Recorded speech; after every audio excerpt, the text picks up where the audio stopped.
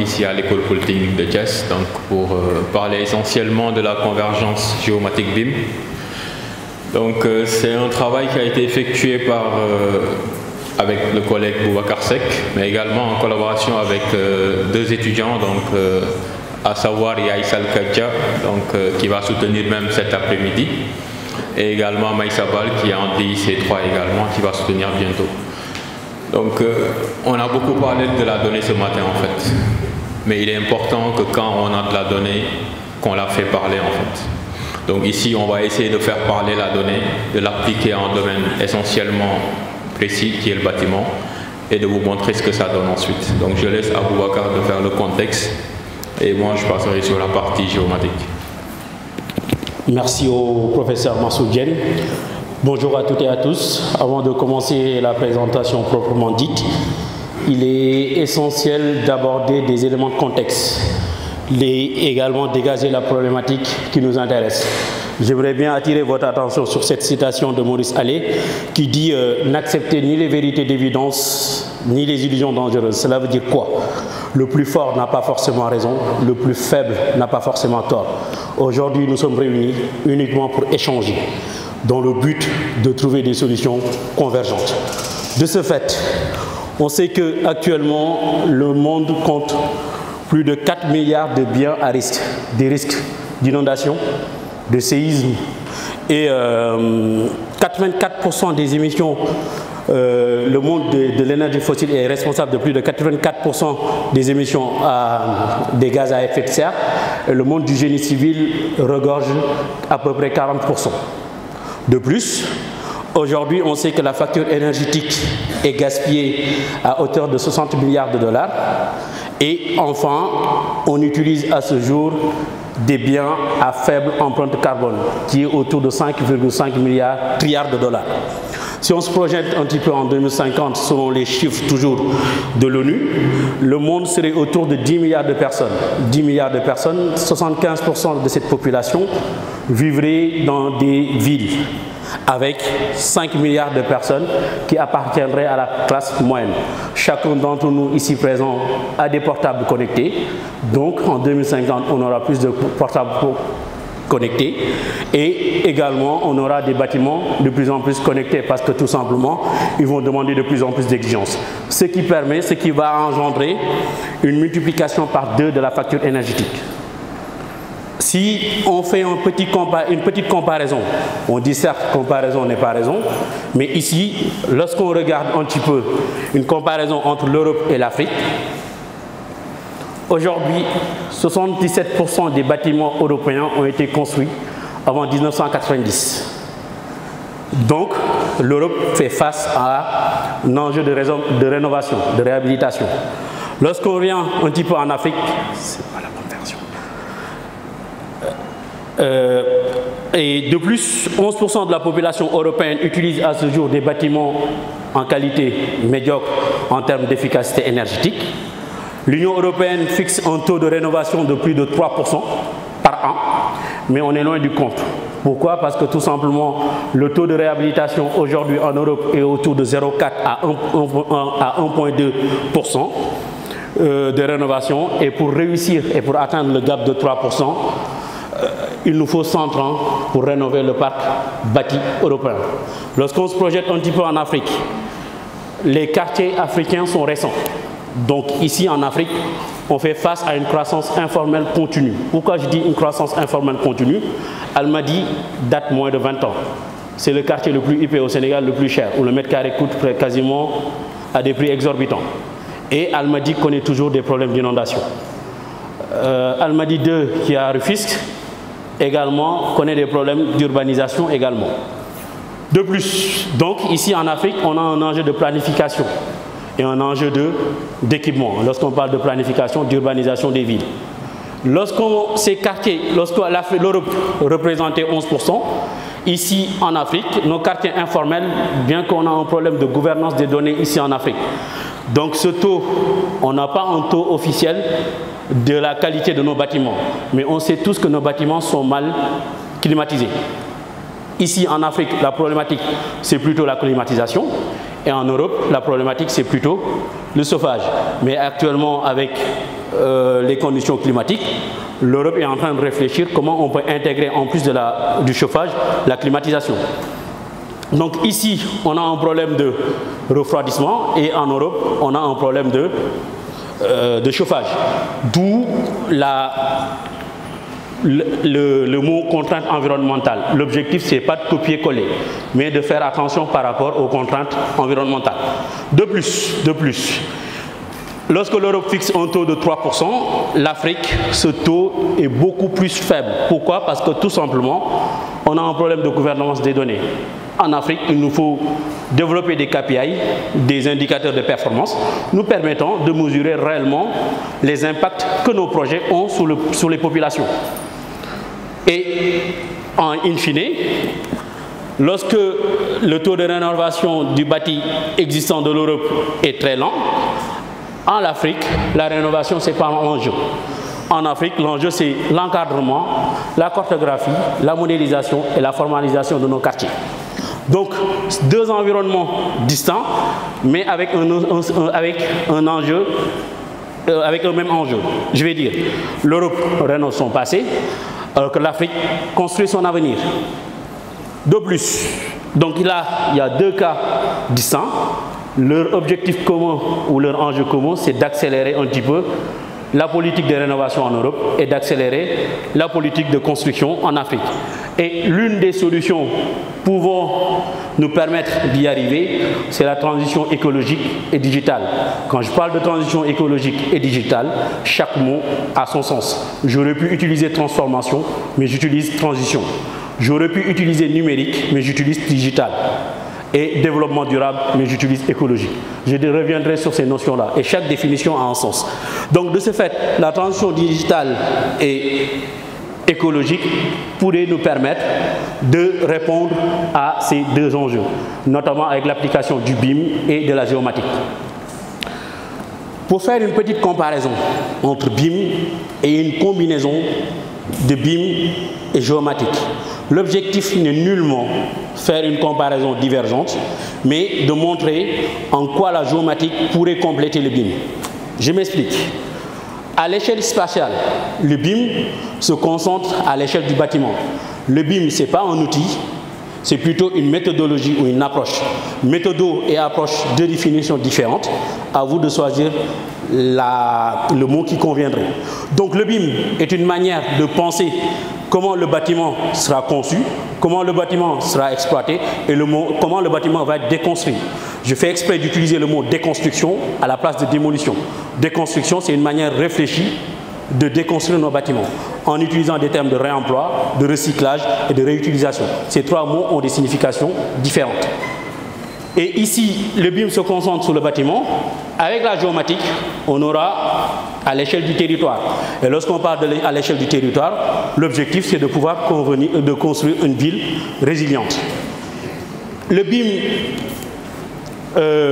a, sur le point référencement spatial, lorsqu'on conçoit avec la maquette numérique, les données qu'on utilise, que disait tout à l'heure le présentateur de GeoSénégal sur le géoportail, en BIM, on utilise les points de base ou points de topo qui sont internes au projet. Et avec la géomatique, on a un géoréférencement global, c'est-à-dire que le bâtiment pourrait être intégré dans son environnement. De plus, avec le BIM, l'acquisition, lorsqu'on modélise en BIM, on part toujours de quelque chose. Et sur les éléments sur lesquels on part, c'est plutôt des scans, des plans issus du CAO-DAO. Et je vous dis bon courage lorsque vous allez au cadastre pour leur demander les plans cadastrales. Et avec la géomatique, on a la possibilité d'utiliser la photogrammétrie, les lidars, drones, satellites pour avoir une acquisition de données beaucoup plus conséquente à une échelle beaucoup plus large. Le BIM, la mise à jour des données est peu fréquente et très complexe. Généralement, on peut réhabiliter son bâtiment sans mettre à jour la maquette numérique. Et généralement, les données de la maquette numérique sont statiques, elles ne sont pas dynamiques. Du fait de la staticité des données de la maquette numérique, on rénove sans se préoccuper de l'évolution de la maquette numérique. Et C'est complexe parce que tout simplement, il faut automatiser la mise à jour des données. Alors qu'avec la géomatique pourrait apporter au BIM en plus une capacité à avoir une image des données en temps réel et des capteurs. Pourquoi j'utilise ici des capteurs? Je donne un exemple. Le Grand Paris Express, des capteurs ont été placés un petit peu partout pour mesurer le déplacement des terres. Parce que tout simplement, on creusait un petit peu partout et il était urgent de pouvoir regarder le déplacement des terres afin d'éviter des catastrophes. Avec le BIM, certes, on peut faire des simulations énergétiques, on peut faire des simulations acoustiques, on peut faire des simulations thermiques, mais c'est à l'échelle du bâtiment, sans prendre en compte l'environnement du bâti. Et avec la géomatique en plus, on aura une analyse multiniveau. Et ici, ça va intéresser aux politiques publiques qui ont beaucoup d'infrastructures à gérer. Par exemple, l'école polytechnique de Thiès a plusieurs infrastructures à gérer. Le bâtiment où nous sommes, le bâtiment administratif, ainsi de suite, ainsi de suite. Donc, l'échelle de la géomatique nous permettrait d'aller à une échelle beaucoup plus élevée et de pouvoir gérer l'ensemble de ces aspects-là. Le transport, mobilité, le BT est un petit peu enclavé. Et pour pouvoir enclaver, bon, ce n'est plus le cas, mais réfléchir sur la mobilité pourrait être intéressante. Et enfin, le réalisme du modèle. Avec le BIM, on a une maquette qui pourrait être abstraite et qui ne colle pas à la réalité. Avec la géomatique, je pèse toujours mes mots en disant, avec le BIM, il est possible d'avoir une maquette abstraite ou idéalisée. C'est une maquette numérique. Mais avec la géomatique, ce modèle-là est ancré dans le territoire. Et lorsqu'on fait des simulations, on prendra en compte les conditions environnementales. Un bâtiment, lorsqu'on mesure son ensoleillement, il est entouré de bâtiments. Et ces bâtiments-là, on devrait les prendre en compte pour pouvoir faire le calcul de son ensoleillement. Alors que lorsqu'on avait uniquement la maquette numérique, on va faire le calcul d'ensoleillement et on ne prend pas en compte les effets environnants. D'où la finalité du chemin, c'est de dire que la convergence BIM géomatique élargit notre champ d'action. Non seulement elle élargit notre champ d'action, elle nous permet de quitter le bâtiment isolé au territoire intelligent, ce qui nous permet de gérer tout ce qui est mobilité urbaine, qui nous permet de gérer tout ce qui est consommation énergétique à l'échelle du territoire, tout ce qui est éclairage public, tout ce qui est arrosage des jardins, le VRD et j'en passe. Donc tous les secteurs par rapport au territoire. D'où, si on fait un petit contexte sénégalais, Dakar représente 0,3% du territoire sénégalais. Mais c'est Dakar où contient quasiment 4 millions d'habitants. Donc c'est une ville à forte densité, avec une mobilité très compliquée et qui connaît toujours des problèmes d'inondation. J'ai donné toujours l'exemple d'Almadies, qui peut acheter une maison à plus de 1 milliard et se lève le matin et qui patauge dans l'eau. C'est inconcevable. De ce fait, il nous faut penser à ces problèmes d'urbanisation et d'aménagement du territoire. Et d'après le Sénégal Horizon 2050, le document du Sénégal 2050, on a un impact critique, un impact économique très fort. C'est-à-dire que à cause, je dis bien à cause du changement climatique, notre PIB risque de chuter de 8% en 2030. De plus, la pollution va nous faire perdre plus de 10% du PIB. Et enfin, les inondations causeront un dommage de 6%. D'où la problématique suivante. Comment transformer et associer les données géospatiales au BIM? Donc notre objectif aujourd'hui, c'est de répondre comment on va pouvoir associer les données géospatiales aux données BIM afin de créer un territoire résilient. Et pour répondre à cette problématique, on va se fixer quelques objectifs et quelques enjeux.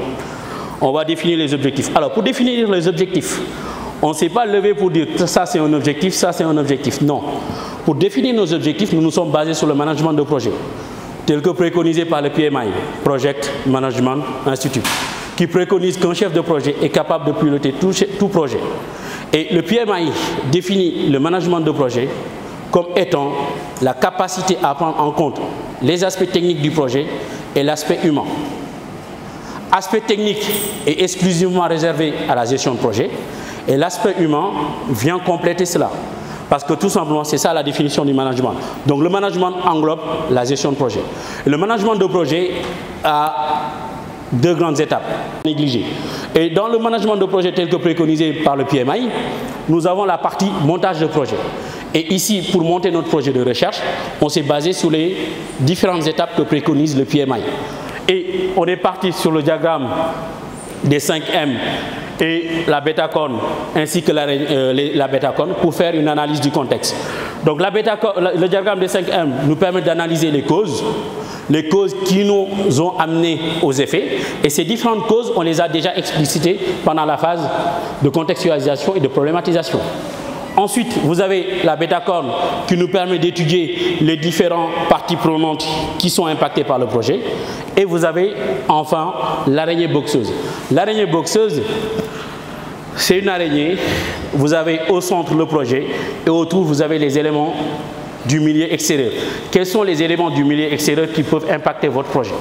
Et lorsque vous faites un lien direct entre un élément du milieu extérieur avec votre projet, là vous avez des fonctions principales. Et lorsqu'on parle de fonctions principales, c'est des fonctions à satisfaire. Et lorsque vous avez lorsqu'un élément extérieur du milieu impacte directement votre projet, ça c'est une fonction contrainte. Comme c'est une contrainte, c'est quelque chose qu'il faut lever.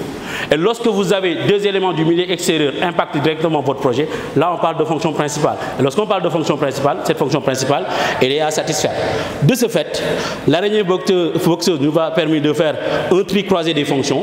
Et le tri croisé des fonctions nous a amené à définir nos objectifs du projet.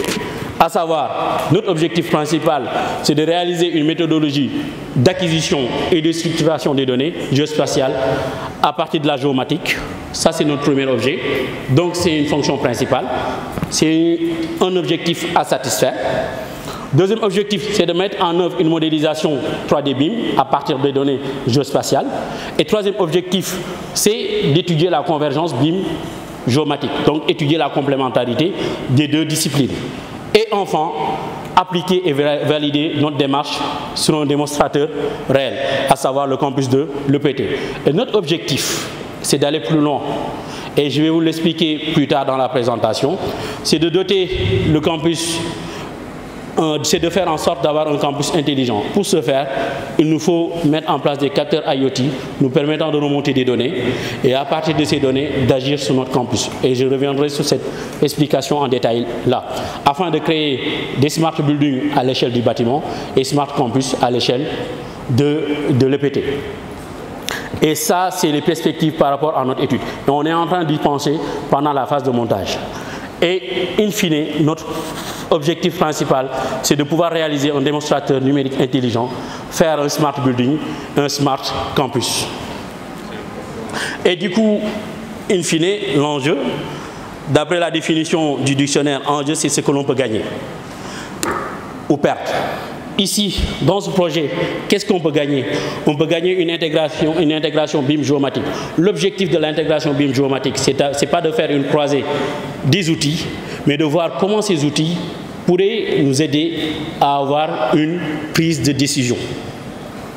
Et des questions se soulèvent, comment on peut lever l'interopérabilité entre les deux disciplines. Et vous avez un enjeu écologique, c'est-à-dire comment réaliser une optimisation intelligente de nos territoires.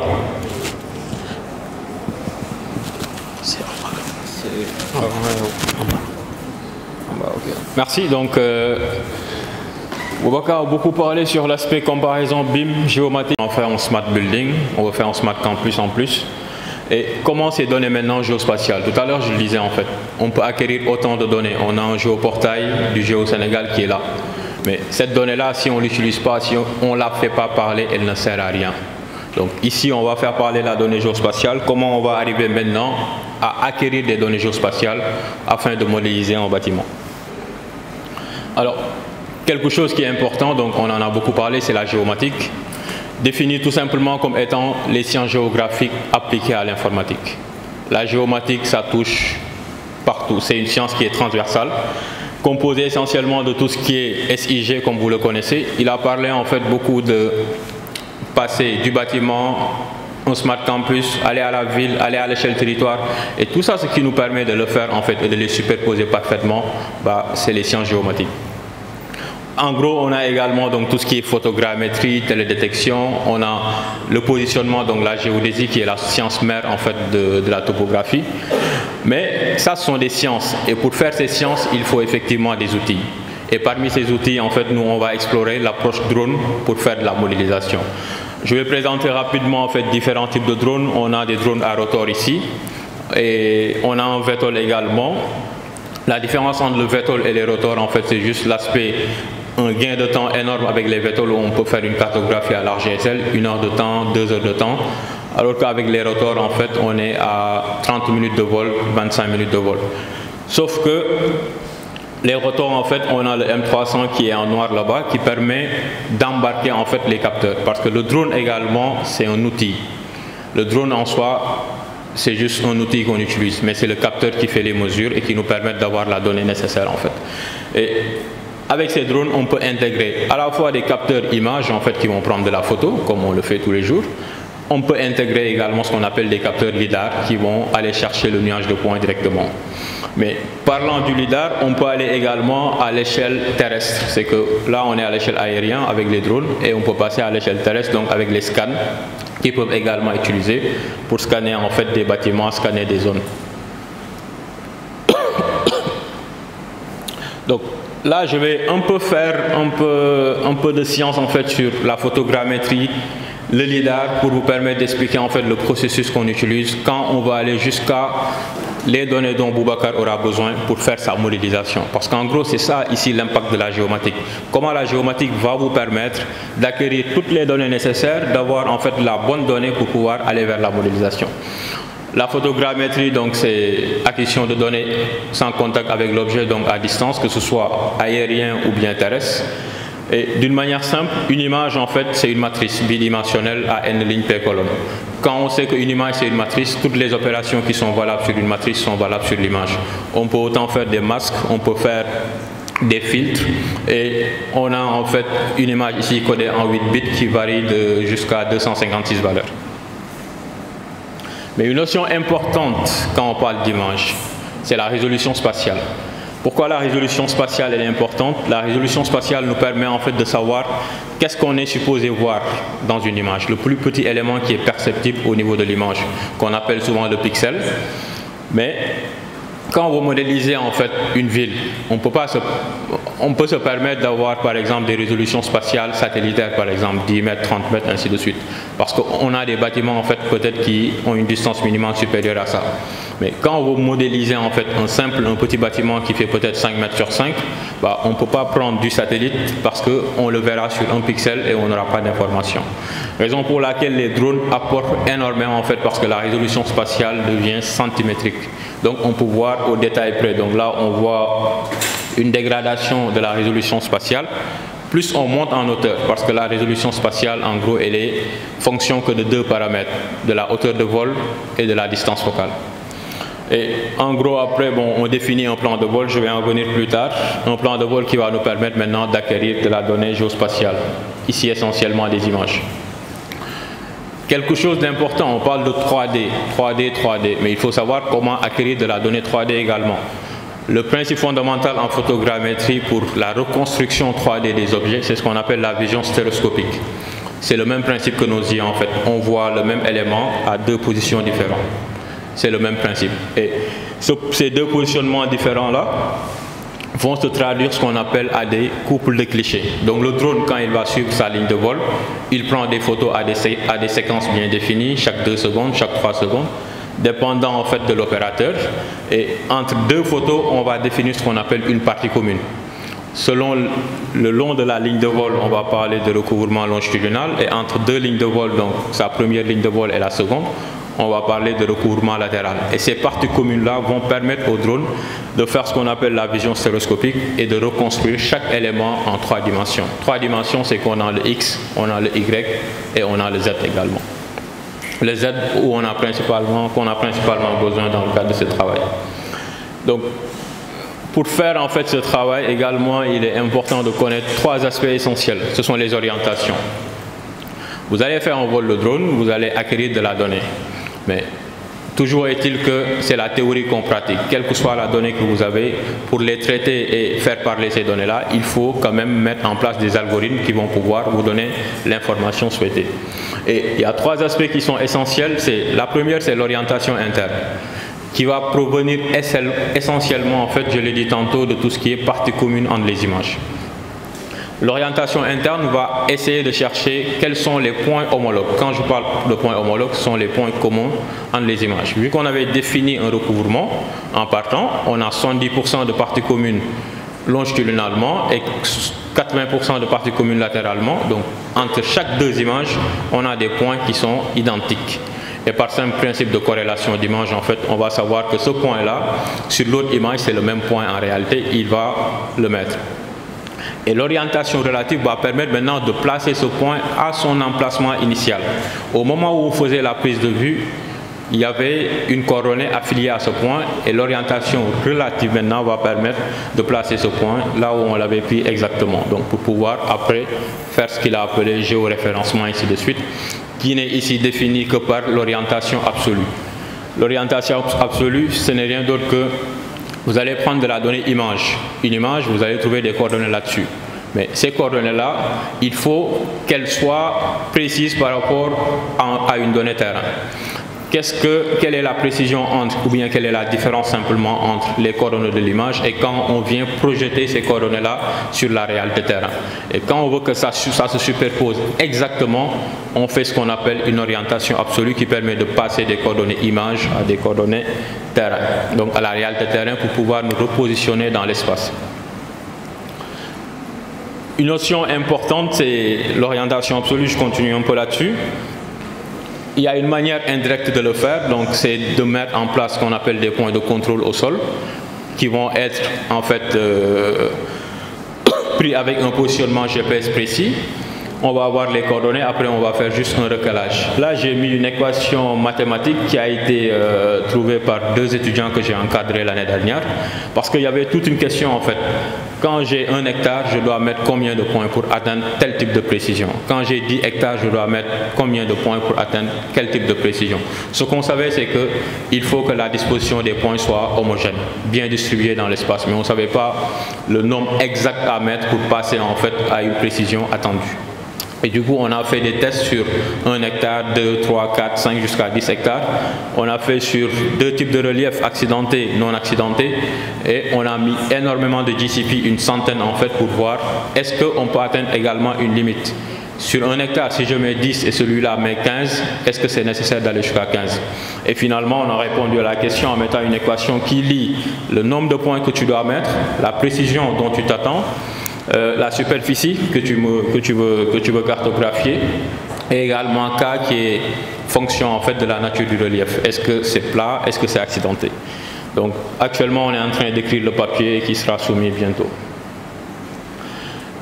Aujourd'hui essentiellement également on parle beaucoup de géoréférencement direct parce qu'il y a de nouveaux types de drones qui ont maintenant un module RTK. Le module RTK, ça permet maintenant d'avoir un positionnement en temps réel. Donc le RTK, c'est le temps réel.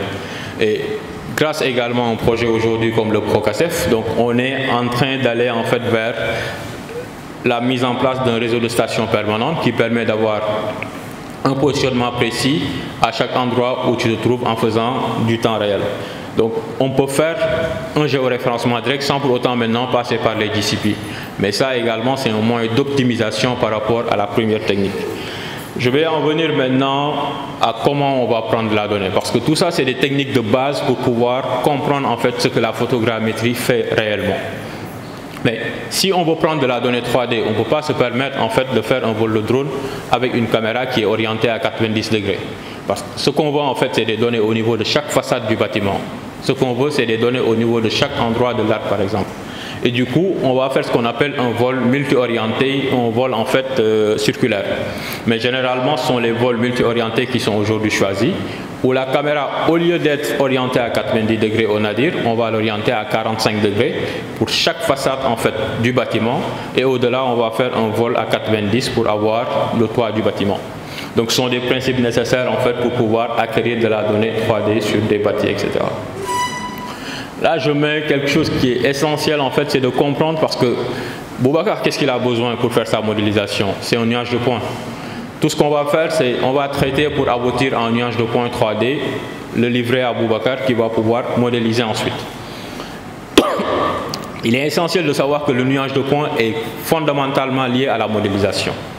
Là, je montre sur l'image A, B, C, comment le nuage de points influencie même l'approche finale qu'on va avoir du bâtiment. Là, c'est un nuage de points clairsemé, de référence qu'on va obtenir avec juste l'alignement des photos d'un vol drone.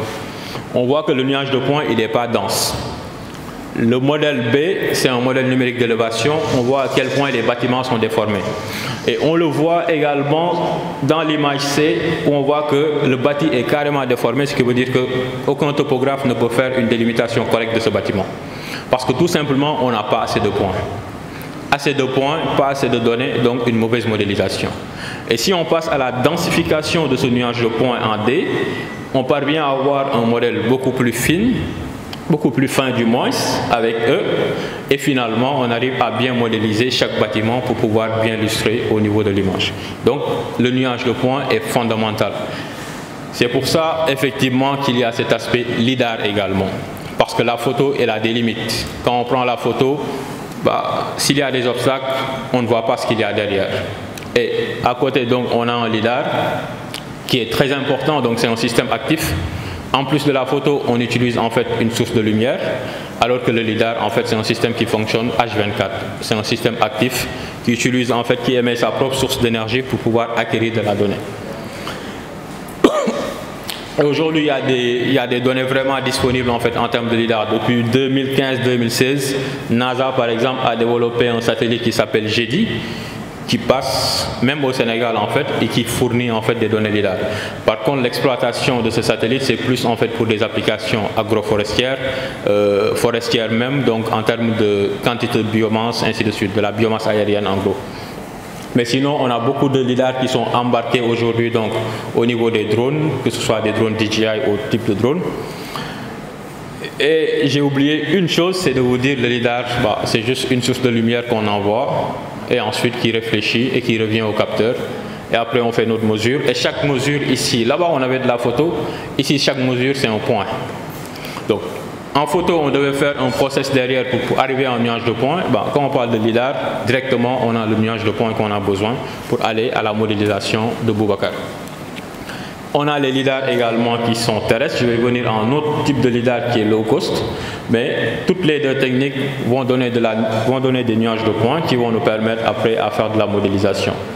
Donc c'est indépendant en fait des conditions externes également. Là je vais expliquer un peu, excusez, il y a un peu des aspects techniques qui sont quand même pour moi importants en fait de comprendre quand on fait, parce que acquérir de la bonne donnée également c'est essentiel. Si on veut un bon résultat, il faut une phase d'acquisition qui est bonne, un bon process et pour arriver à un résultat qui est fiable. Le LIDAR est composé essentiellement, tout ce qui est alimentation, contrôle, stockage, on en a besoin pour faire marcher le LIDAR. On a le laser qui est envoyé, donc c'est la source de lumière. On a le compteur de temps, je vais y revenir. Le GNSS pour le système de positionnement, se caler en fait au niveau de l'espace. L'IMU qui est l'unité de mesure inertielle en fait qui permet de gérer l'orientation de par des accéléromètres, des gyroscopes en fait. On a un détecteur et un système de balayage qui permet en fait la cartographie de grande surface. Mais si on vient au LIDAR en tant que tel, ce qu'on fait c'est cette lumière on nous l'envoie. Elle va passer en fait sur un splitter qui va permettre juste de séparer là où on envoie le signal et là où on reçoit le signal. Ça va passer également par un expander qui va permettre d'élargir en fait la taille du signal qui est envoyé pour que ça puisse atteindre de grandes zones. Ça va atteindre sa cible et quand ça arrive à une cible, la cible naturellement va réfléchir l'objet, va réfléchir la lumière qui va passer par un télescope qui va diriger ça vers le détecteur, mais avant ça, ça va passer par un filtre. Parce que le LIDAR, c'est de la télédétection. Une télédétection, on envoie une longueur d'onde. Quand on envoie une longueur d'onde, on peut envoyer sur l'infrarouge, on peut envoyer sur le rouge, on peut envoyer sur le vert, sur le bleu, ça dépend. Mais le filtre nous permet en fait de recueillir que sur la longueur d'onde d'envoi du faisceau lumineux. Après le détecteur, c'est lui qui traduit en fait le faisceau lumineux en signal électrique. Et ça va passer par un compteur de temps, parce que vu que c'est de l'actif, on mesure la distance en fait entre le capteur et le sol. Et là, on va connaître la vitesse en fait du signal, qui est la célérité. Le compteur de temps nous donne en fait le temps du trajet du signal, et après, bon, facilement, on calcule la distance. Une notion importante, c'est que quand on parle toujours de réflexion, c'est fondamentalement lié à la nature de la surface. Aujourd'hui, par exemple, le cas exceptionnel, c'est une réflexion qui est spéculaire. Réflexion spéculaire, c'est qu'on envoie un faisceau et toute la lumière également est renvoyée, mais dans une seule direction. Et là, qu'est-ce qui se passe? Si toute la lumière arrive au capteur, naturellement, on ne voit rien. C'est comme si on essayait de regarder le soleil. On ne peut pas regarder le soleil directement. Et si rien n'arrive également, c'est comme si on était la nuit, c'est flou. Donc, le cas général, le cas souhaité, qu'on souhaite toujours avoir, c'est le cas où la réflexion elle est diffuse.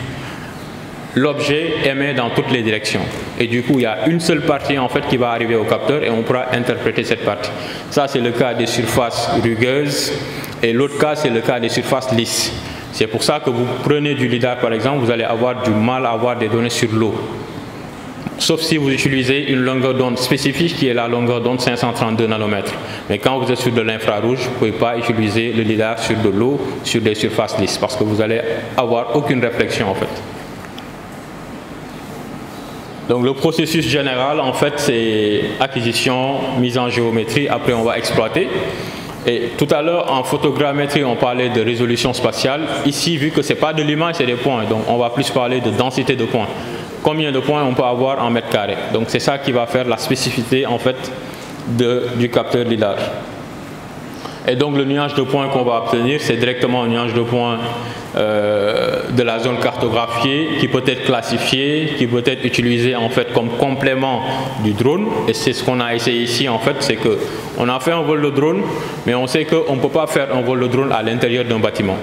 On peut utiliser un scan terrestre en fait pour accéder à l'intérieur, faire des scans et compléter ces données avec l'aspect drone aérien pour pouvoir modéliser le bâtiment aussi bien à l'externe qu'à l'intérieur. Et une solution low cost en fait, je pense que beaucoup de gens ici ont des iPhone 12 Pro, 13 Pro, 14 Pro et ils ne savent même pas qu'ils ont un capteur lidar dessus. Les iPads également Pro, vous avez un lidar qui est dessus. Et aujourd'hui, c'est des solutions low cost. Ça, par exemple, moi, je l'ai fait. C'était une modélisation quand j'étais au Maroc, UM6P. Donc, c'est des solutions qui existent et les chercheurs également sont en train de travailler là-dessus pour voir, au-delà en fait, d'acheter un lidar à 12 000 euros, 15 000 euros, on peut acheter un iPhone à 1 500 euros et on essaye les solutions low cost pour voir qu'est-ce que ça donne en termes de modélisation également. Et il y a des résultats de recherche là-dessus. Donc, je vais passer la parole à Boubacar. Du coup, tiens, passe-moi. Maintenant, on va aborder certaines notions, à savoir le BIM, le jumeau numérique, les smart buildings, les smart cities. Par définition, le BIM, derrière cet acronyme se cache une définition suivante, à savoir le B veut dire building, le I veut dire information et le M a 3 définitions différentes, à savoir le modèle, le modeling et le management. Le management, c'est la stratégie. Le modeling, ce sont les process que nous empruntons pour pouvoir réaliser notre but. Et le modèle, c'est l'avatar numérique, à savoir la maquette numérique. Donc, si vous représentez le BIM sous forme de Titanic, ce qui a causé l'accident Titanic, iceberg. Si on représente le BIM sous forme d'iceberg, vous avez la partie la plus visible, c'est la partie outil. Lorsqu'on parle de transformation digitale, on s'intéresse beaucoup à l'outil, alors que l'outil, ce n'est pas le plus important. Vous avez les process qui sont beaucoup plus intéressants et la stratégie qui est le management, qui est au fond. Et l'objectif, ces définitions, ce sont les définitions qui ont été retenues par les référentiels. À titre d'exemple, il y a des définitions qui ont été proposées mais qui ne sont pas retenues. Dans la plupart des rapports, on voit bâtiment, information modélisée. C'est une définition qui a été proposée à la française mais qui n'a pas été retenue par les référentiels. Et l'objectif du BIM, en réalité, c'est de construire avant de construire. Et c'est de construire avant de construire avec des pratiques autour d'une maquette numérique. Des pratiques autour d'une maquette numérique pour gérer et générer l'information. Ce qui est le plus important dans le BIM, c'est l'information, c'est le I. Pourquoi le I? Parce que tout simplement, lorsque vous faites la conception d'un projet jusqu'à la déconstruction, vous avez énormément d'informations. Et ces informations doivent rester pérennes. Et donc l'objectif du BIM, c'est d'avoir une base de données qui regroupe des informations pour aider au client, qui est le maître d'ouvrage, qui est le propriétaire de l'actif, pour pouvoir mieux gérer ces données. Donc l'objectif du BIM, c'est de gérer et générer l'information. Beaucoup d'entre nous, beaucoup d'architectes disent que moi j'utilise le BIM depuis très longtemps. Je vous rappelle que la maquette numérique n'a que 10 ans dans le monde du BTP. Dans le monde de l'automobile, c'est beaucoup plus longtemps, mais dans le monde du bâtiment, la maquette numérique n'a que 10 ans. On a une maquette numérique il y a 10 ans. Deuxième point, le BIM sans maquette numérique, c'est comme la pizza sans la pâte ou la pâte sans la pizza. Ça, les deux, vous n'avez pas de pizza. Donc pour avoir une pizza, il faut une pâte et ce qui va avec. Et pareil pour la maquette numérique. Pour le BIM, il faut une maquette numérique. Et l'objectif, c'est de construire avant de construire. Et pourquoi je dis construire avant de construire? L'objectif, c'est de représenter... Je vais essayer de vous lancer une petite vidéo pour vous montrer c'est quoi l'objectif de construire avant de construire. Vous avez la localisation du projet. C'est un des projets du Grand Paris Express. Donc, la localisation du projet. Là, on fait l'excavation des sols et là, on est en train de faire le phasage. Le phasage, c'est la partie planification. Donc, on a notre modèle numérique qui nous permet de pouvoir voir quelles sont les différentes étapes pour notre projet. Là, on fait l'excavation des sols et là, on est en train de faire monter les pieux, faire la construction qui va avec.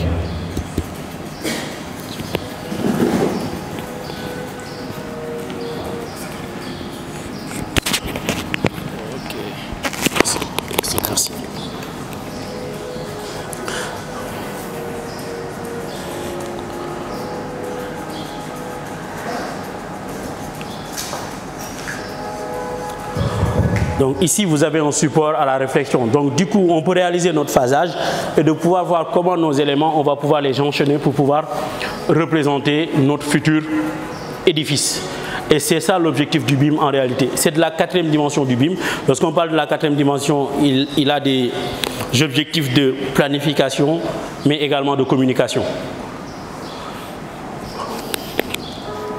Et là, vous avez le futur ouvrage qui va être exploité par les différents usagers. Donc, in fine, c'est de construire avant de construire. Et lorsqu'on part à l'échelle du territoire, d'autres notions apparaissent, telles que le SIM. Le SIM, c'est City, Information, Modeling, Modèle et Management. Et l'objectif, on fait des particularités, c'est l'intégration des données géospatiales ou des données SIG. Et vous avez une approche qui est plutôt système. Donc là, on est à l'échelle du territoire grâce au SIM. D'autres notions apparaissent. Lorsqu'on parle de BIM, il y a la notion de BEM. Vous l'appelez comme vous voulez, BM ou BEM. L'objectif, c'est de prendre en considération la consommation énergétique. Pourquoi j'insiste sur la consommation énergétique? Parce que pendant la phase exploitation, c'est la phase la plus chère.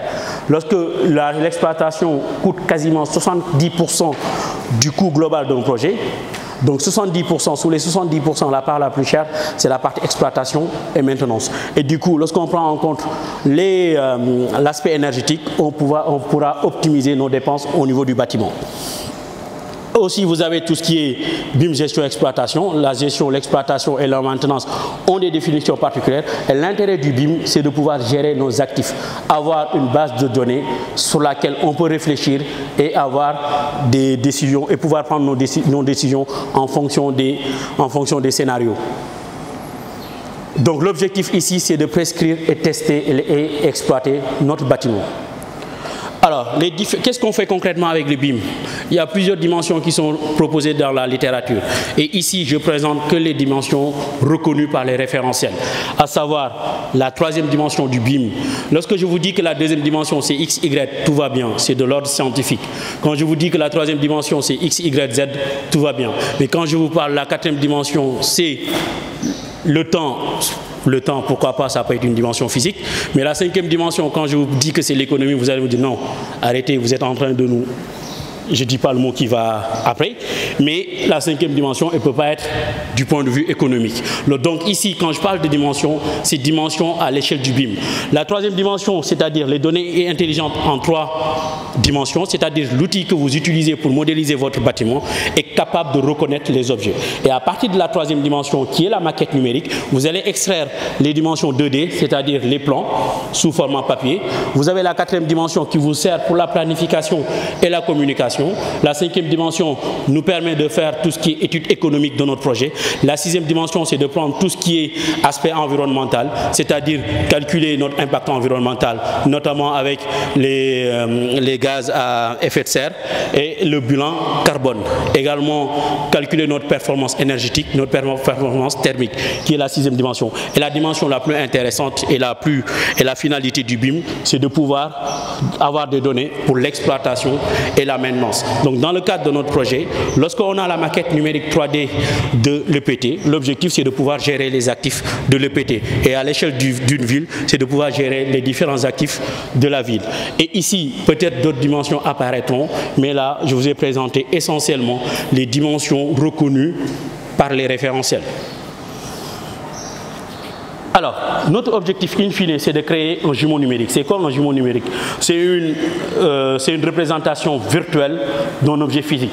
Ça peut être un objet, un process ou un édifice. Et le jumeau numérique a 3 classes différentes. Le premier classe, c'est que vous avez l'objet physique et sa représentation virtuelle. Et ici, il n'y a pas d'échange de données entre les deux modèles.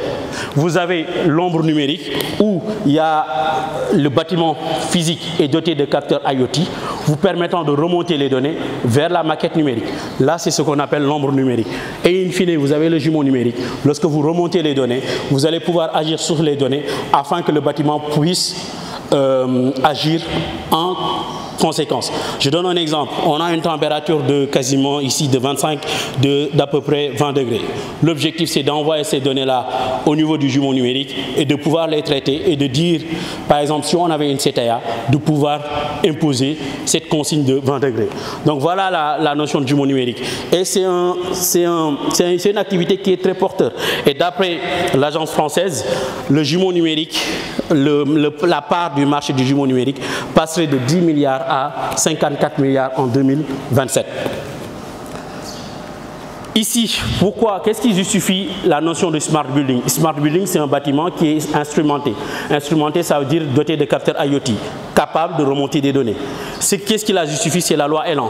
Et la loi Elan a été mise en application grâce au décret tertiaire, dont l'objectif est de pouvoir réduire les consommations énergétiques de 40% d'ici 2030. Un diagnostic a été fait, on n'y est pas du tout en France. Qu'est-ce qui justifie? Le décret tertiaire est mis en application par le décret BAC. Le décret BAC a pour objectif de pouvoir mettre dans les bâtiments tout ce qui est gestion technique du bâtiment ou bien gestion technique centralisée. L'objectif, c'est de pouvoir remonter les données à partir d'une GTP. Et cette GTP va pouvoir assurer le suivi des consommations énergétiques, et toutes les données que l'on peut remonter. Donc les bâtiments concernés en France, ce sont les bâtiments tertiaires et le campus de l'EPT est un bâtiment tertiaire. Il accueille du public. Et les maîtres d'ouvrage avaient jusqu'au 1er janvier pour pouvoir, qui avaient des bâtiments tertiaires, avaient jusqu'au 1er janvier pour équiper leurs bâtiments. C'est la consigne qui a été donnée en France. Donc c'est ce qui justifie le jumeau numérique. Les services possibles, c'est de remonter tout ce qui est données température, hygrothermie, niveau sonore, contrôle d'accès, la sécurité de nos bâtiments, avec l'optimisation de l'énergie, de la qualité des services et de l'espace des usagers. Ensuite, je me permets d'accélérer un petit peu, le point de vigilance. Donc les bâtiments connectés, en 2019, il y a une étude qui est sortie qui dit que 4 ordinateurs sur 10 ont fait l'objet de cyberattaques. Je donne un exemple, je viens du département 92. Actuellement, ça fait 2 mois ou 3 mois qu'ils ne travaillent plus parce que tout simplement le serveur informatique a été piraté. De ce fait, pas de possibilité d'extraire des plans, pas de possibilité de pouvoir travailler sur le projet de tram qui sont en train de construire dans le département 92. Donc, faisons attention à la sécurité des données. C'est une notion qui est hyper essentielle. Ces points sont fiables, désolé pour la redondance, mais également nettoyer le nuage de points. Le nettoyer, c'est assez important parce que ici, on veut étudier un cas spécifique qui est un bâtiment. Quand on fait un vol de drone, on ne peut pas forcément limiter le drone à capter des données en fait uniquement sur ce bâtiment. Donc on va avoir des données qui sont externes à ce bâtiment et donc il faudra nettoyer pour se limiter exactement au bâtiment. Et quand le nuage de points est bon, nettoyé, clean, on peut en faire du 2D, tranquille, avec des sections, plans et coupes, ou bien on peut directement aller à ce qu'on fait aujourd'hui, donc de la modélisation 3D. Ah, c'est moi encore. Alors oui, bon, je continue sur les nuages de points en fait. Donc à droite, vous avez ce qu'on obtient en fait avec un drone, donc de la photogrammétrie simple, un nuage de points qui est ici très dense. Je viens sur les points directement. Différent en fait de ce qu'on va obtenir avec la lasergrammétrie. Vous voyez en fait la différence, elle est énorme. Sur le nuage de points drone, on est autour de 5 millions de points. Bah, quand on fait de la lasergrammétrie, on est autour de 88 millions de points. Je me rappelle le projet PGIS, ils ont fait un lidar sur 10 000 km², ils ont 15 milliards de points avec du lidar. Donc le nombre de points est énorme, le stockage également est important, mais c'est des données qui se complètent. Par exemple, on voit que ce que le lidar n'a pas, on peut le retrouver au niveau de la photogrammétrie. Et ces deux types de nuages de points, on peut les fusionner parce qu'on a parlé tantôt de quoi? Du géoréférencement. Le géoréférencement, c'est ce qui nous permet en fait de lier des données. Que ce soit des données de surface, des données de bâti, qu'importe les données en fait, si les données sont calées à la même référence, bah, ça signifie que ces données-là, on peut les superposer et on peut travailler avec.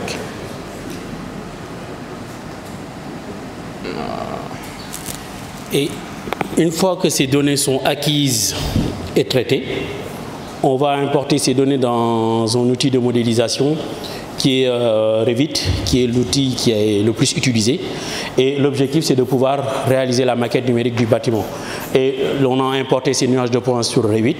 Et lorsqu'on a importé ces nuages de points, on a pu faire la modélisation sur Revit et avoir une représentation réelle du bâtiment. Donc les objets qui ont été acquis et traités, ce sont des objets constitués par les éléments structurels, à savoir tout ce qui est mur, poteau, poutre, dalle, mur, poteau, poutre, dalle et le sol également. Et ça a été parfaitement importé sur Revit sans perte de données.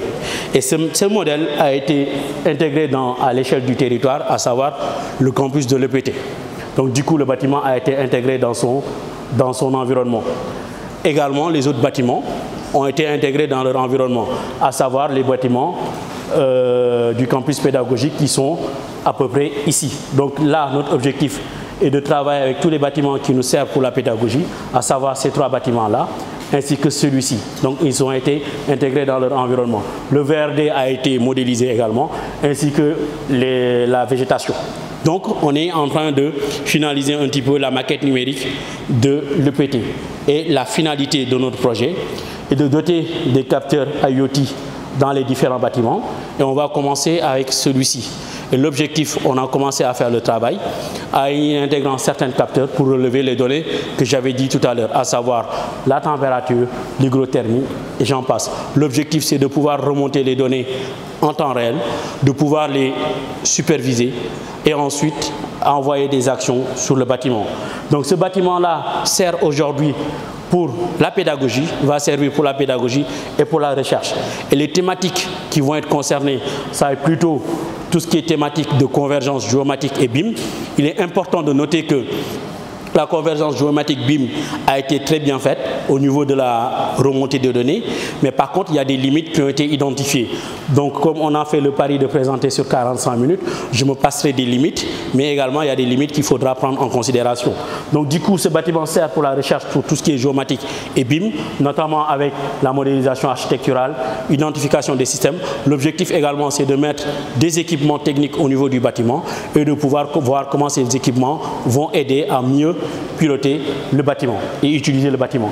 Ensuite, vous avez tout ce qui est modélisation physique avec tout ce qui est simulation thermo-aérotique, consommation énergétique, modélisation de l'enveloppe pour pouvoir voir comment notre bâtiment peut être performant par rapport aux conditions environnementales. Ce bâtiment sert également pour tout ce qui est mesures physiques, c'est-à-dire physique liée à la qualité de l'air et ainsi au confort des utilisateurs, que peut être le personnel de l'EPT ainsi que les étudiants de l'EPT. Ce bâtiment sert également, on peut faire des applications sur l'intelligence artificielle. Actuellement, il y a des travaux qui se font et je travaille avec un collègue de Northumbria. Et l'objectif, c'est de voir avec une maquette numérique, est-ce qu'on peut identifier les matériaux qui sont utilisés grâce à l'intelligence artificielle. Et j'ose espérer avec nos collègues informaticiens, on va pouvoir aller vers ça et de pouvoir instrumenter le bâtiment. Cinquième point, on va avoir un jumeau numérique réel, c'est-à-dire avoir une réplique virtuelle du bâtiment et une réplique virtuelle du campus de l'EPT et de pouvoir remonter les données en temps réel et avoir une interaction entre le réel et le virtuel. Et enfin, l'objectif de tout ce que l'on fait, c'est pour garantir un confort à l'utilisateur. Et tout ce qui a été développé ici comme thématique nécessite des compétences multidisciplinaires. Ce n'est pas le BIMer qui travaille tout seul de son côté pour pouvoir faire les travaux. Ce n'est pas également le géomaticien qui travaille de son côté. C'est plutôt une complémentarité entre les différentes disciplines. Également, les autres départements, génie civil, électromécanique, aéronautique, peuvent contribuer sur ce travail parce que leur savoir-faire est important pour ce bâtiment. Je suis heureux aujourd'hui de faire ce co-présentation avec Seigne Mansour Diène, que j'ai connu le jour de notre audition ici à l'EPT il y a 1 an et demi. Sur ce, je vous remercie et vous dis pour la suite, pour la phase questions-réponses.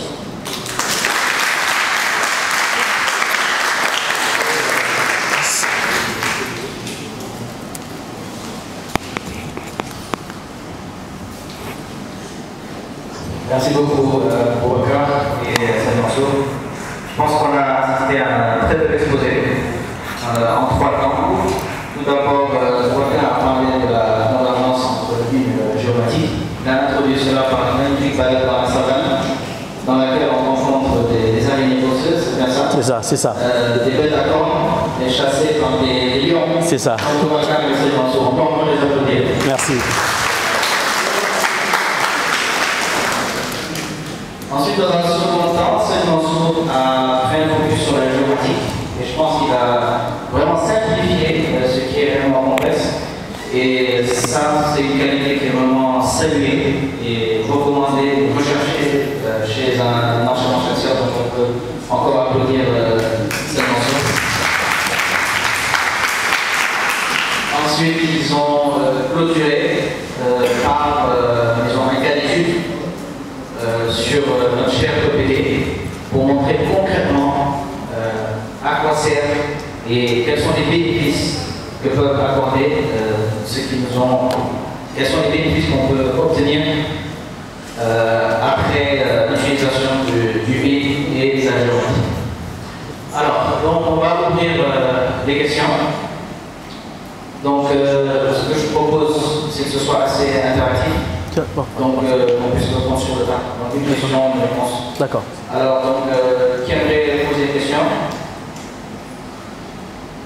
Alors, j'ai des questions, moi. Si vous n'en avez pas, j'en ai pas.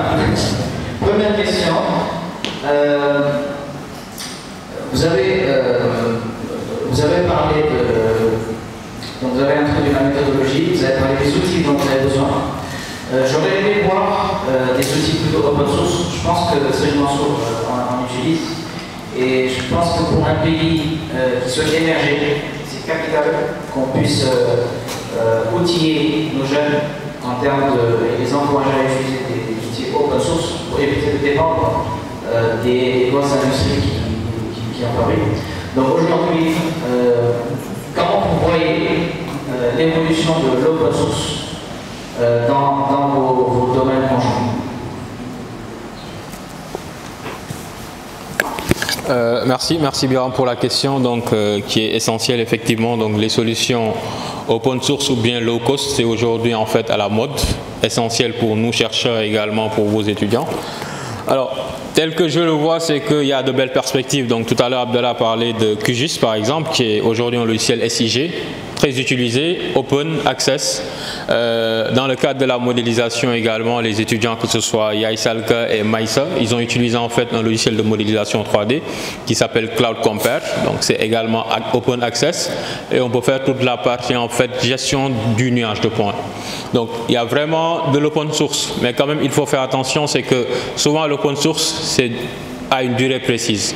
À un moment donné, les gens vont aller, c'était comme MATLAB, c'était open, et finalement maintenant, c'est plus open, et d'autres logiciels aujourd'hui en fait. Donc, il faut faire très attention et peut-être compléter ça avec un aspect qui est aujourd'hui, il a parlé d'intelligence artificielle, mais tout ce qui est programmation aujourd'hui. Donc la programmation sous Python, sous R, sous Java, ça permet également de contrer d'une certaine manière en fait les logiciels qui sont payants et super chers. Mais il y a une belle place aujourd'hui des logiciels open quand même dans le domaine de la modélisation, dans le domaine du drone et dans le domaine du spatial d'une manière générale. Du coup, je ne l'ai pas abordé dans ma présentation, c'est au sein du génie civil, il y a des logiciels opportunistes qui est l'IFC. L'IFC est aujourd'hui utilisé dans le monde du BIM pour pouvoir faire un transfert de données. L'IFC, c'est comme le PDF, en fait, en quelque sorte. Et l'IFC est en train de développer, qui se développe tous les 2 ans par un organisme qui préconise les avancées de l'IFC. Et ici, notre objectif, la maquette numérique, certes, on l'a fait en format natif. L'objectif, c'est de l'exporter en IFC. Et je pense que l'export en IFC a pu exporter tous les objets structurels. Maintenant, le problème en est que lorsqu'on va aller vers les équipements techniques, à savoir tout ce qui est système, l'objectif c'est de pouvoir représenter ces éléments-là et de pouvoir faire une représentation de tous ces systèmes-là. Heureusement, j'ai eu l'occasion de le faire dans mes précédentes missions, lorsqu'on voulait mettre en place un bâtiment intelligent à saisie. Donc l'objectif, on avait modélisé nos capteurs IoT au niveau des luminaires, et lorsque j'ai fait la modélisation et lorsque j'ai fait l'export en IFC, les informations ont été correctement exportées. Maintenant, la problématique est de savoir est-ce qu'on est capable de travailler en version open source entre la géomatique et le BIM. Ça, c'est une question de recherche qu'il faudra lever. Mais l'essentiel en est que lorsque vous transmettez au décideur qui est le client, il faudra lui envoyer des données en open source pour que le client puisse les ouvrir avec n'importe quelle j'ai perdu le mot. Visualisation avec les formats ouverts. Donc voilà. Donc ça existe dans le BIM. Merci beaucoup pour ces éclaircissements. Je rajouterais le fait qu'aujourd'hui, avec les LLM, tout développeur de code a en fait à sa disposition des dizaines de développeurs. Donc on peut imaginer que l'open source en fait, croît encore beaucoup plus vite que les logiciels, disons, payants. Et que finalement, on aboutisse à un monde dans lequel il n'est plus vraiment rentable de se focaliser sur un logiciel payant, parce que la communauté open source, en quelques jours, va vous surpasser. Monsieur Parajou, vous avez une intervention? Oui, des questions. Merci. Alors, merci pour la présentation, très intéressant.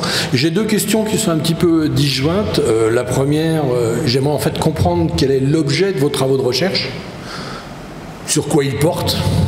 Si tant est que ça rentre dans des travaux de recherche, hein. C'est quoi l'objet? Vous publiez sur quoi? Qu'est-ce que vous apportez? Qu'est-ce que vous cherchez à apporter de nouveau par rapport à l'existant? Et la deuxième question, elle est très beaux outils. Qui aujourd'hui au Sénégal, en pratique, cabinet d'architectes, constructeurs, agents immobiliers, pouvoir public, qui utilise déjà ces outils-là? Qui sont largement utilisés par ailleurs. Hein. Non, mais prendre... L'objet de notre recherche, c'est de créer un démonstrateur. Un démonstrateur qui est le métier. Et ce démonstrateur va servir notamment pour la pédagogie. Parce que tout simplement, aujourd'hui, la pédagogie, elle est axée sur des cas pratiques. Et si on a un démonstrateur réel, toutes les formations que nous avons, on peut les former à travers ce démonstrateur. Ça, c'est plutôt axé pédagogique. Deuxième accès, c'est plutôt de recherche. Pourquoi de recherche? Parce que tout simplement, lorsqu'on a un démonstrateur, on peut venir y appliquer tous nos domaines de recherche que l'on traverse, que l'on peut avoir au sein de pays. L'objectif, c'est d'avoir un démonstrateur sur lesquels les axes de recherche peuvent être développés. Et aussi, c'est normal aussi de montrer notre savoir-faire de le payer, savoir-faire à la communauté. Par exemple, la ville de Thiès connaît les inondations. La ville de Touba connaît les inondations. Dakar, je ne passe pas. Notre objectif, c'est de dire, maintenant on a montré un démonstrateur qui fonctionne, qui marche. Maintenant, aux collectivités, nous pouvons travailler avec vous pour pouvoir vous aider à mieux planifier l'émergence de vos quartiers, à mieux urbaniser vos territoires afin d'éviter les catastrophes naturelles. Et comme EBT a un service à la communauté, donc nous sommes ouverts aux collectivités pour pouvoir travailler avec eux dans ce sens. C'est ça l'objet de la recherche. Et du coup, comme on a une discipline qui se complétait aussi, c'était tout à fait naturel qu'on puisse travailler et créer une dynamique autour de ces sujets et que chaque enseignant-chercheur peut apporter sa conclusion. Au même titre que j'en parle, Biram peut en parler, et les collègues qui sont ici présents peuvent en parler. Donc c'est notre objet de recherche. Après, la question est de savoir est-ce qu'il y a des entreprises qui utilisent ces thématiques-là. Donc du coup, c'est vrai. Je vais faire un petit comparatif parce que j'ai un vécu en France. Je suis désolé, je suis obligé de parler de mon vécu. Si je n'ai pas été désolé, même parce que tout simplement j'ai été très bien formé par la France. En France, il y a une lettre de mission qui a été donnée par la ministre Sylvie Pinel en 2015 pour faire la transition numérique du bâtiment. L'objectif, c'est un secteur qui souffrait beaucoup en France en 2015. Le secteur du BTP souffrait beaucoup parce qu'il y avait des tas de confort. La France avait du mal à se démarquer par rapport aux pays anglo-saxons qui utilisaient le BIM, qui est en avance même sur le BIM, à savoir l'Angleterre, je peux le citer. Et donc, du coup, il fallait se démarquer par rapport à ces problématiques-là que la France connaissait. Et si, du coup, la ministre, on fait ministre un petit peu des fonctions, la ministre du Logement à l'époque, Sylvie Pinel, avait fait sous Bertrand pour lancer la transition numérique du bâtiment. Et l'objectif, c'est de donner aux entreprises françaises la possibilité de se relancer. Et c'était la grande période où on devait faire la rénovation numérique du bâtiment. Et donc ça a été lancé en 2015 et il y a plusieurs plans qui ont été lancés. Et l'objectif, c'est de légiférer sur le BIM. Et jusqu'à présent, la légifération sur le BIM n'a pas été encore faite en France. Et du coup, si je fais un petit peu de parallèle au Sénégal, j'ai dit dans les présentations, au début de notre présentation, attention, deux contextes différents. Pour moi, aujourd'hui, le Sénégal évoque tout ce qui est transition numérique, mais la transition numérique dont on évoque, c'est plutôt sur l'état civil. Je suis désolé. Demander un papier à l'Amérique, ça doit pas faire l'objet, ça doit être compliqué. Pour moi, la transition numérique, elle doit se faire dans les vrais secteurs porteurs d'activité, tels que le BTP. On ne se le cache pas, le secteur du BTP souffre depuis un certain moment au Sénégal. On a du mal à faire sortir certains projets et que les entreprises connaissent des difficultés. Et l'objectif aujourd'hui, la transition numérique vers un sommet pour pouvoir optimiser tout ce qui est coût, délai, qualité. Et les équipements numériques nous permettent de pouvoir régler ces questions de coût, délai, qualité, parce que tout simplement nos chantiers sont rendus en retard. La qualité reste à désirer et les coûts, on les dépasse largement.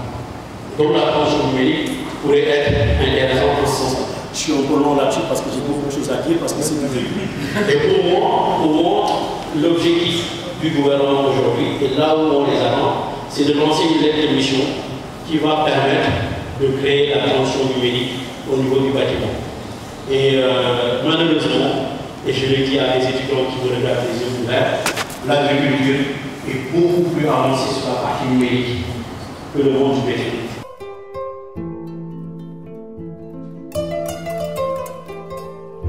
Bonjour à tous. Donc aujourd'hui on a été là pour effectuer une activité dans le cadre du projet Scène Spatiale, donc dénommé une masterclass, donc organisée en collaboration entre le Géo Sénégal, le PT et l'ambassade de France.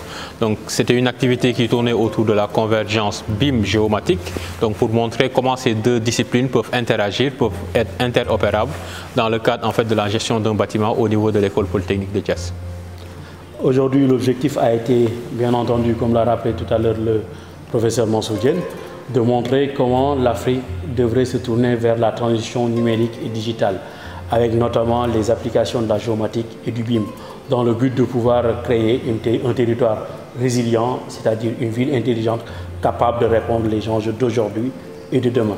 Donc aujourd'hui, on a pu présenter nos travaux de recherche sur ces deux thématiques-là et de pouvoir étudier l'interaction entre ces deux disciplines et de pouvoir montrer comment on peut mettre en place une ville intelligente avec un cas d'application de l'EPT qui a à peu près 6 hectares avec beaucoup d'actifs.